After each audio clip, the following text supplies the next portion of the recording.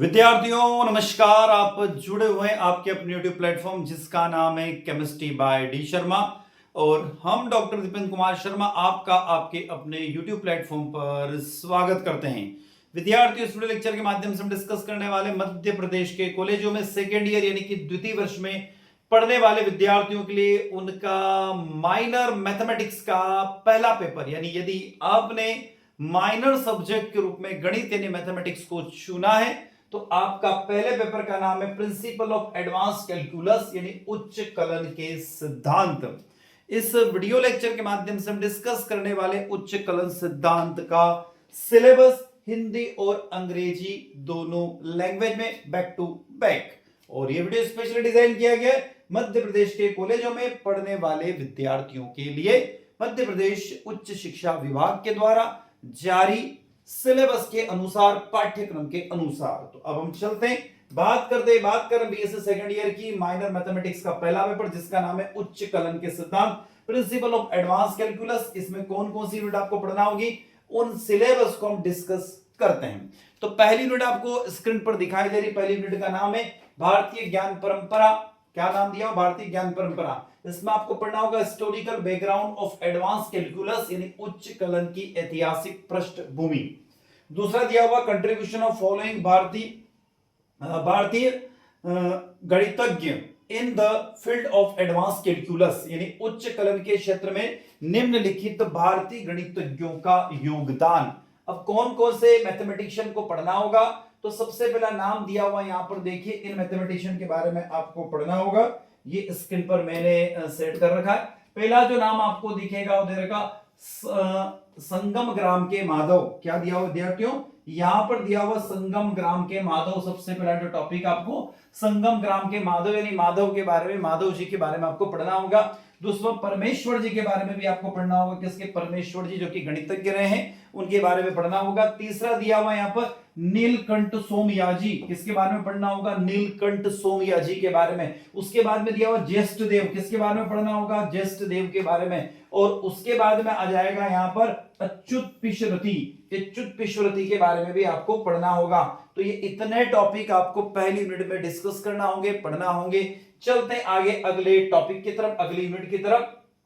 Second unit आपको screen पर दिखाई दे रही है। इसमें लिखा हुआ field structure and ordered structure of R in intervals boundeds and unbounded sets.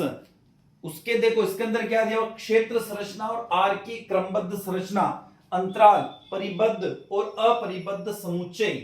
उसके बाद दिया उच्चक और निम्नक, यानी कि यहां पर दिया हुआ है उच्चक और निम्नक, आर में पूर्णता और वास्तविक संख्या का निरपेक्ष मान यानी absolute value of a real number. ये पहला टॉपिक है यूनिट नंबर 2 का। यूनिट नंबर 2 का सेकंड टॉपिक जो दिखेगा आपको पढ़ना है, उसमें दिया हुआ सीक्वेंस ऑफ रियल नंबर यानी वास्तविक संख्याओं के अनुक्रम।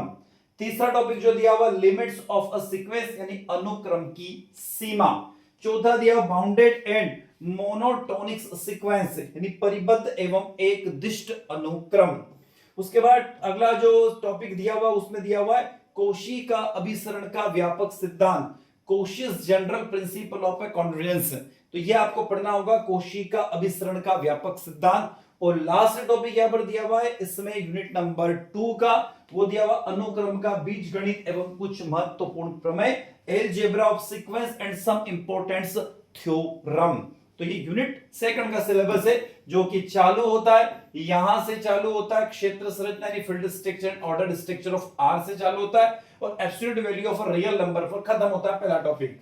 दूसरा टॉपिक जो आपको पढ़ना होगा जो हमने कहा सीक्वेंस ऑफ रियल नंबर यानी वास्तविक संख्याओं का अनुक्रम। तीसरा अनुक्रम की सीमा एंड लिमिट्स ऑफ सीक्वेंस।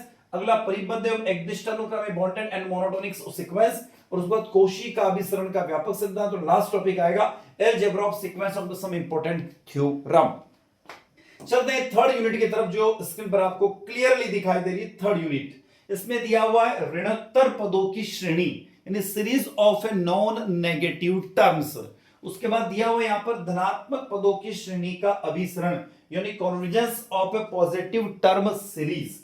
तीसरा टॉपिक आपको पढ़ना होगा एकांतर श्रेणी और लेबनिज परीक्षण यानी alternating series and Leibniz test. ये दिया हुआ यूनिट नंबर 3 के अंदर आपको पढ़ना होगा। चलते यूनिट नंबर 3 के बाद मैथमेटिक्स की यूनिट नंबर 4 जो कि स्क्रीन पर आपको दिखाई दे रही है, एक समान सातत्यता यानी यूनिफॉर्म कंटिन्यूटीज के बारे में आपको पढ़ना होगा। दूसरा दिया हुआ mean value theorems and their geometrical interpretations यानी माध्य मान प्रमेय एवं उसकी ज्यामिति व्याख्या। अगला दिया हुआ लास्ट टॉपिक यूनिट नंबर 4 का limits and continuities of functions of two variables यानी दो चरों के फलनों की सीमा एवं सातत्यता। तो ये यूनिट नंबर 4 दी हुई है, आपको स्क्रीन पर दिखाई दे रही है, तो देख लीजिए यूनिट नंबर 4। चलते हैं आगे यूनिट नंबर 5 की तरफ। यहां पर आपको पढ़ना होगा Euler's theorem of a homogeneous function यानी समघात फलनों का सातत्यता। क्या पढ़ना होगा? समघात फलनों का पर आयलर का प्रमेय, समघात फलनों पर आयलर का प्रमेय यानी Euler's theorems of a homogeneous functions.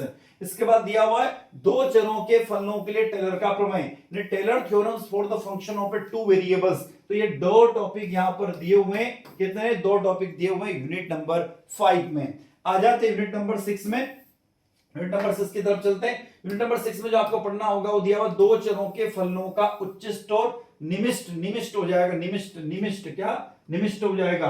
तो maxima and minima of function of a two variables, ये पहला टॉपिक दिया हुआ यूनिट नंबर 6 का। और दूसरा दिया हुआ लैग्रांज गुणांक की विधि, लैग्रांज मल्टीपल्स मेथड पढ़ना होगी। लैग्रांज मल्टीपल मेथड्स के बारे में भी पढ़ना होगा यूनिट नंबर 6 में। चलते हैं लास्ट यूनिट की तरफ। आगे हम यूनिट नंबर 7, यूनिट नंबर 7 जिसमें आपको पढ़ना होगा जैकोबियन। विद्यार्थियों आपको दिख रहा होगा जैकोबियन छोटा सा टॉपिक है, छोटा नहीं बहुत बड़ा टॉपिक है ये। यूनिट में से दो टॉपिक दिख रहा है आपको, Jacobian beta and gamma functions, beta and gamma functions यानी बीटा और गामा फलन। पर ये टॉपिक छोटे हैं पर इसमें कंटेंट बहुत ज्यादा दिया हुआ है। तो कुल मिलाकर आपको कितनी यूनिट पढ़ना है? 7 यूनिट के डिस्कस करना होगा, पढ़ना होगी। तो ये वीडियो लेक्चर लेकर हम आपके सामने प्रस्तुत हुए थे। आई होप ये वीडियो लेक्चर आप लोगों को अच्छा लगा होगा, जो कि माइनर मैथमेटिक्स का पहला पेपर का सिलेबस हमने देखा। तो वीडियो अच्छा लगता है तो लाइक कीजिएगा, आपके क्लासमेट तक वीडियो को शेयर कीजिएगा, कमेंट बॉक्स में कमेंट करके जरूर बताइएगा। और साथ ही अभी तक आपने आपके अपने यूट्यूब चैनल को सब्सक्राइब नहीं किया, चैनल को सब्सक्राइब अवश्य कीजिए। आपके साथियों तक, आपके क्लासमेट तक इस वीडियो को शेयर अवश्य कीजिएगा। इसी के साथ हम आपसे विदा लेते हैं। नए वीडियो के साथ पुनः आपसे मुलाकात होगी। तब तक जय हिंद, जय भारत।